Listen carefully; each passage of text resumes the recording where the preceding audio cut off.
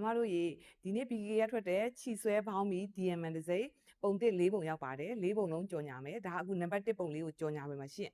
အခုကြားလို့ရှိရင်ကာလာလေးတွေလည်းအများကြီးပါတယ်ပစ္စည်းလည်းများပါတယ်เนาะသူကတော့ခါးလေးတွေကပတ်လဲမျှော်ကြိုးပါရှင်ပြီးလို့ရှိရင်မတို့ခါးကလေ28ကနေ36ထိပို့လို့ရရနော်တင်ဆိုင်ရကြတော့46ပါ46ကိုမှဒီလိုဆွဲလေးပေါ့နော်ဘောင်းမီဒီလိုအရှည်လေးက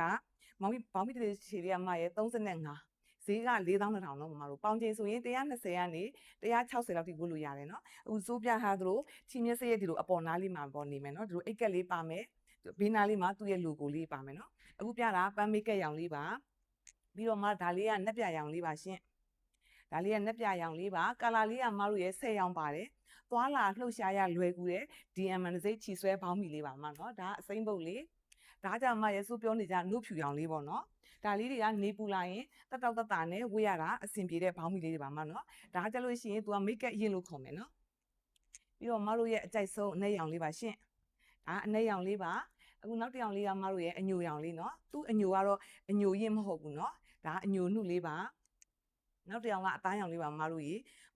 မစိုးထဲဆိုင်ကနေမိတ်ဆက်ပေးပါတယ်နော်ရာရောက်တဲ့မြို့တိုင်းကိုအိမ်ရောက်ငွေချေးပို့ပေးပါတယ်ရှင့်ဒါနောက်ဆုံးရောင်လေးကခဲပုတ်ရောင်လေးပါကာလာစုစုပေါင်း10ရောင်လာပါတယ်မတို့ရေကျေးဇူးတင်ပါတယ်